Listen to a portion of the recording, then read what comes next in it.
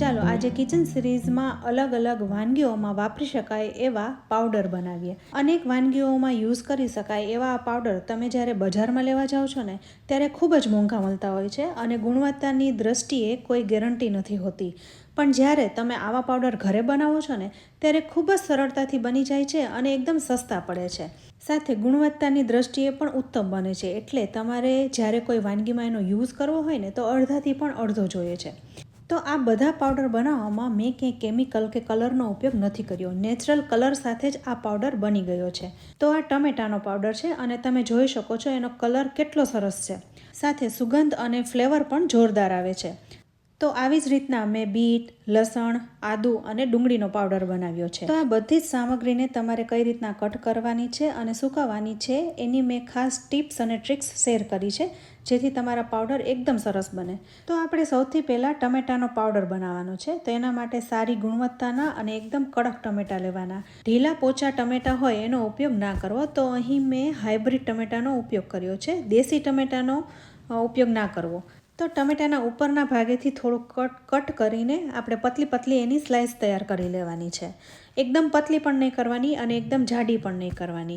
2 થી 3 દિવસમાં આ જે સ્લાઇસ છે એ સુકાઈ જાય એવી રીતના આપણે એને કટ કરવાની છે. આમાં જેટલી તમે થીક સ્લાઇસ કરો તો એટલી એને સુકાતા વાર લાગે અને મીડિયમ સાઇઝ કરો તો એ 2 થી 3 દિવસમાં સુકાઈ જાય છે.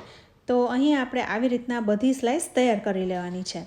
આ મોટા અને દળદાર ટમેટામાં પાણીનો ભાગ ઓછો હોય છે એટલે આમાંથી પાવડર છે એ સરસ તૈયાર થાય છે. હવે આ બધી ટમેટાની સ્લાઇસને એક એક કરીને અલગ કરી નાખીશું અને તડકે સૂકવી દઈશું. તો પ્લાસ્ટિકના કવર ઉપર મેં બધી સ્લાઇસને ગોઠવી દીધી છે. ડાયરેક્ટ સનલાઇટ આવે એ એરિયામાં તમારે સૂકવવાની, જેથી વારે વારે આ સ્લાઇસને તમારે ફેરવવી ના પડે. હવે આ સ્લાઇસ ઉપર તરત જ માખી આવવા લાગે છે. તો હું આ પતલી નેટથી સ્લાઇસને કવર કરી લઈશ એટલે માખી એની ઉપર બેસે નહીં. વચ્ચે 2 ગ્લાસ પણ રાખી દઈશ જેથી નેટ ઊંચી રહે, એટલે નેટ છે એ ટમેટાની સ્લાઇસ ઉપર ચોંટી પણ ન જાય. સાઈડમાંથી હવે નેટને કવર કરી લઈશું. નીચે દબાવી દઈશું એટલે નેટ ઉડે નહીં, અથવા તો તમારે કોઈ વજનવાળી વસ્તુ રાખી દેવી એટલે માખી અંદર આવી ન જાય. તો આવી રીતના કવર કરીને ટમેટાની સ્લાઇસને સૂકવવા રાખી દઈશું. હવે આપણે બીટનો પાવડર તૈયાર કરવાનો છે. તો સારી ગુણવત્તાના બીટ હોય એવા તમારે લેવાના. વધારે પડતા કડક અને વધારે પડતા ઢીલા હોય ને એવા બીટનો ઉપયોગ ના કરવો. એકદમ લાલ લાલ બીટ હોય ને એનો ઉપયોગ કરવાનો છે. તો અહીંયા મેં 1 કિલો જેવા બીટ લીધા છે. સૌપ્રથમ બીટની છાલ ઉતારી લઈશું. અહીં તમે જોઈ શકો છો બીટ કેટલું લાલ છે. તો આવા લાલ બીટ હોય ને તો એનો પાવડર સરસ તૈયાર થાય છે.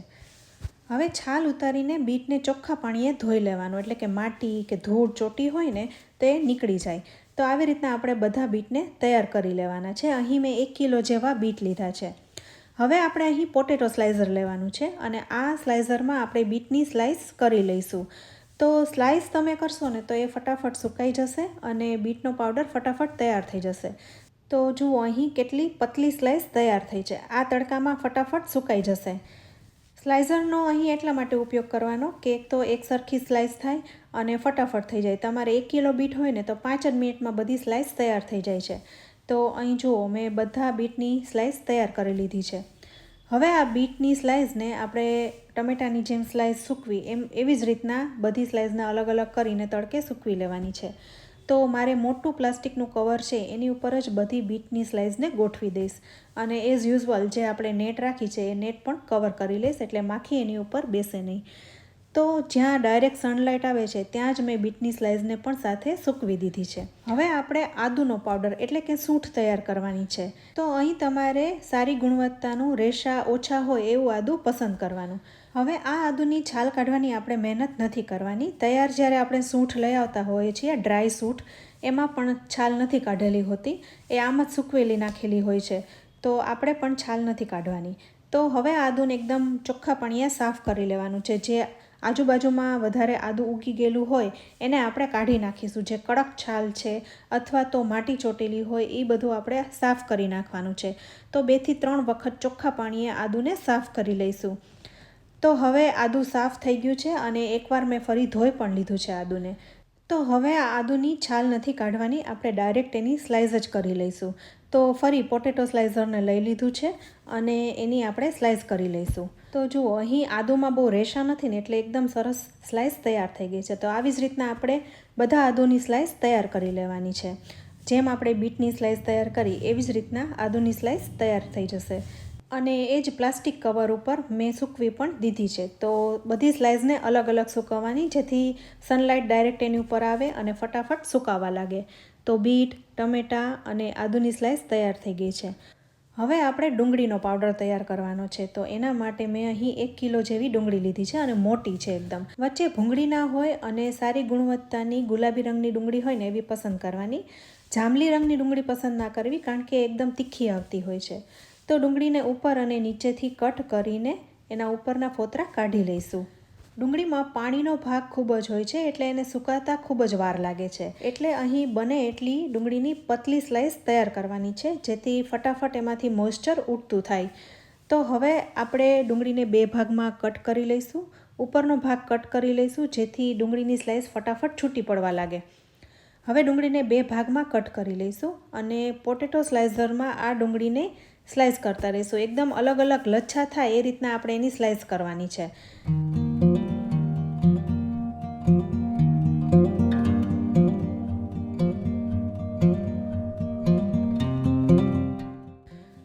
તો જુઓ, અહીં તમે જોઈ શકો છો એકદમ પતલી સ્લાઇસ કરી એટલે ડુંગળીના બધા લેયર અલગ થઈ જશે અને જેટલી પતલી સ્લાઇસ હશે એટલી ડુંગળી વહેલી સુકાવા લાગશે. તો હવે એ જ પ્લાસ્ટિકના કવર ઉપર હું ડુંગળીને આમ જ છૂટી છૂટી રાખતી જઈશ, એટલે ડુંગળી ફટાફટ સુકાવા લાગે.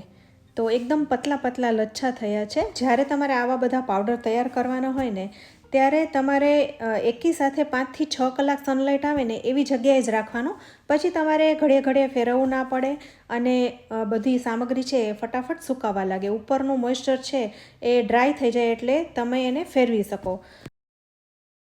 હવે આ બધી સ્લાઇસ એની મેળે જ સુકાઈ જશે, પણ એક ટમેટાની સ્લાઇસને છે ને તમારે ફેરવવી પડશે, કારણ કે જો ટમેટાની સ્લાઇસને તમે દર 3 કલાકે ફેરવશો નહીં તો ટમેટાની સ્લાઇસ કાળી પડવા લાગશે અને એમાંથી તૈયાર થતો પાવડર પણ કાળો થશે. અને ટમેટાની સ્લાઇસને જો ફેરવો નહીં તો કદાચ ટમેટાની સ્લાઇસ બગડી પણ જાય, એટલે તમારે ફેંકી દેવી પડે. તો ટમેટામાંથી થોડું ઘણું બંને સાઈડથી મોઇસ્ચર ઉડતું રહે એ જરૂરી છે, એટલા માટે ટમેટાની સ્લાઇસને ફેરવતા રહેવું. હવે આપણે લસણનો પાવડર તૈયાર કરવાનો છે. તો લસણને અહીં ફોલવાની મહેનત કરવાની નથી. અહીં લસણને થોડું ઘણું હાથેથી જ છૂટું કરીને જેટલા ફોતરા નીકળે એટલા કાઢી નાખવાના છે. માર્કેટમાં જે લસણનો પાવડર મળતો હોય છે એમાં પણ ફોતરા નથી કાઢતા હોતા અને સાથે કલરમાં પણ ખૂબ ડલ હોય છે, એમાં સુગંધ પણ નથી આવતી હોતી ઘણીવાર. તો પણ આજે આપણે જ્યારે લસણના ફોતરા નહીં કાઢીને તો પણ પાવડર એકદમ સરસ થશે. અહીં બને એટલા ફોતરા તમારે કાઢી નાખવાના, પણ એક એક લસણની કળીને તમારે ફોલવાની જરૂર નથી. લસણના ફોતરામાં ઘણું ખરું ફાઇબર હોય છે અને આમે એનો અહીં ડ્રાય પાવડર બનાવવાનો હોવાથી પાવડરમાં એકદમ સારી રીતના મિક્સ થઈ જશે, તમને ખબર પણ નહીં પડે. તો અહીં આપણે ઘણા ખરા ફોતરા કાઢી લીધા છે અને લસણ છે એ અહીં ચોખ્ખું થઈ ગયું છે. હવે આ લસણને ડાયરેક્ટ આપણે મિક્સરના જારમાં લઈ લઈશું અને પલ્સ મોડ ઉપર 2 થી 3 વાર ફેરવી લઈશું, જેથી અધકચરું વટાઈ જાય. તો જુઓ, અહીં લસણ વટાઈ ગયું છે. તો એક થાળી કે ડીશમાં એને કાઢી લઈશું અને તડકે સૂકવી દઈશું. અહીં આ ડીશ ઉપર તેલ લગાવવાની જરૂર નથી, લસણ એની મેળે જ ઉખડી જશે એટલે આ ડીશમાં ચોટશે નહીં. તો લસણને ડીશમાં કાઢીને સ્પ્રેડ કરી લઈશું, છૂટું છૂટું કરી લઈશું, એટલે લસણ પણ ફટાફટ સુકાવા લાગે. હવે બધા સાથે તડકે પણ ગોઠવી દઈશું, ઉપર નેટ રાખી દઈશું એટલે માખી બેસે નહીં. તો જુઓ, અહીં આપણે જે 5 વસ્તુમાંથી પાવડર તૈયાર કરવાનું છે એ લસણ, ડુંગળી, બીટ, આદુ અને ટમેટાં.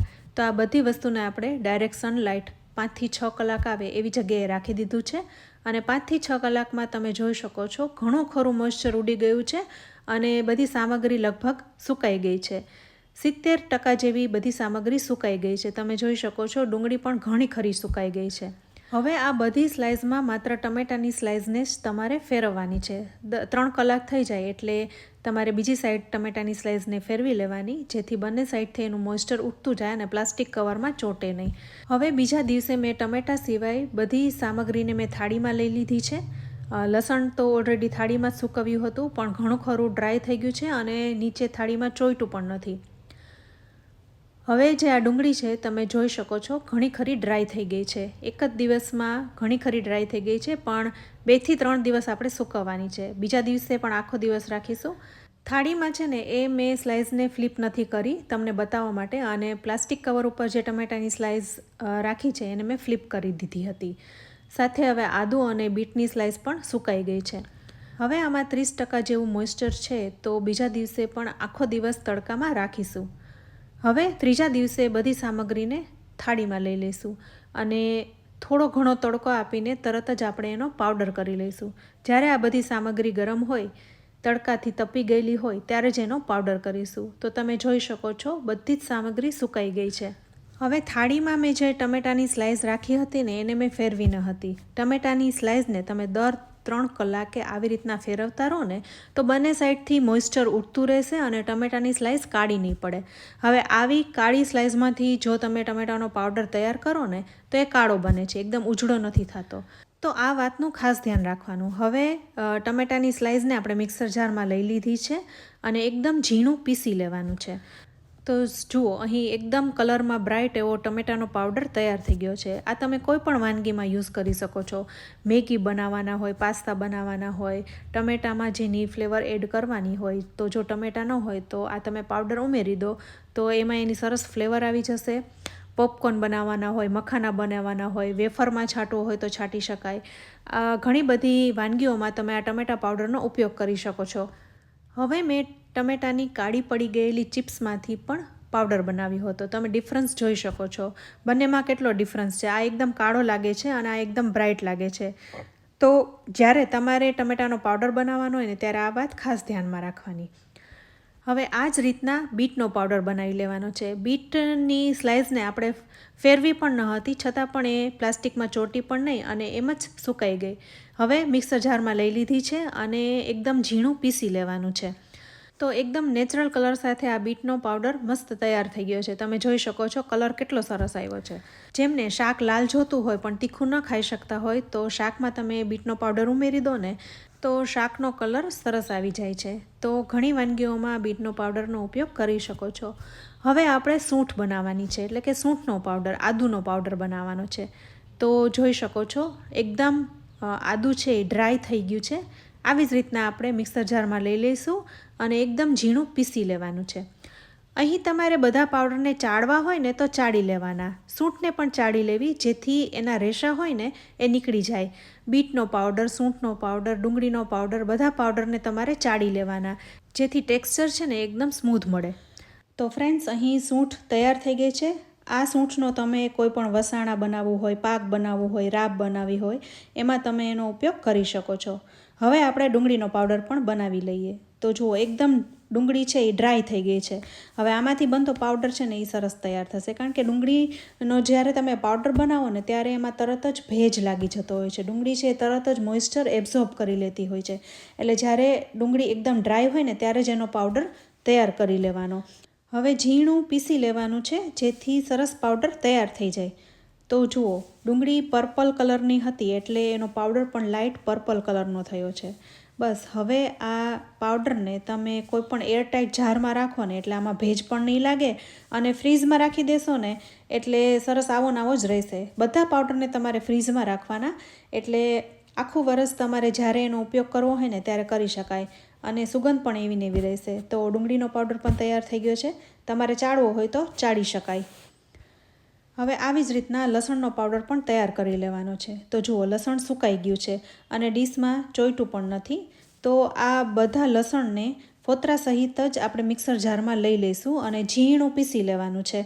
એટલે ગાર્લિક પાવડર તૈયાર થઈ ગયો. આ પાવડર તમે ફ્રીઝમાં રાખો ને તો 3 વર્ષ સુધી આવો ને આવો રહે છે.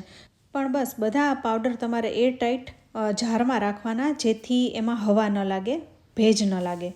તો આ પાવડરને પણ તમારે ચાળી લેવાનો જેથી વધારાના ફોતરા હોય એ નીકળી જાય. તો અહીં આ ગાર્લિક પાવડર તૈયાર થઈ ગયો છે. તમે જોઈ શકો છો કલર ખૂબ જ સરસ આવ્યો છે. કલરમાં એકદમ ઉજળો થયો છે. તો અહીં આપણે 5 વસ્તુમાંથી પાવડર તૈયાર કરી લીધા છે. તો જુઓ કેટલા સરસ કલર આવ્યા છે. તો ફ્રેન્ડ્સ, આ પાવડર બનાવવા માટે બધી સામગ્રીને યોગ્ય રીતના કટ કરવી, સાથે ડાયરેક્ટ 5 થી 6 કલાક સનલાઇટ આવે એ એરિયામાં સૂકવવી અને બધું મોઇસ્ચર ઉડી જાય પછી જ એનો પાવડર બનાવવો. અને આ પાવડર બની ગયા પછી એરટાઇટ કન્ટેનરમાં રાખવું અને ફ્રીઝમાં રાખવું, જેથી સ્વાદ સુગંધ જળવાઈ રહે. તો ફ્રેન્ડ્સ, તમે પણ આ રીતે બનાવજો અને તમારો ફીડબેક અમને કમેન્ટ બોક્સમાં જરૂરથી આપજો. રેસીપી સારી લાગે ને તો વિડીયોને લાઇક અને શેર કરજો, અમારી ચેનલને સબસ્ક્રાઈબ કરી લેજો અને અમારા ફેસબુક પેજને લાઇક કરી ફોલો કરજો. તો ફરી આવી ઉપયોગી રેસીપી સાથે મળીશું. ત્યાં સુધી આવજો.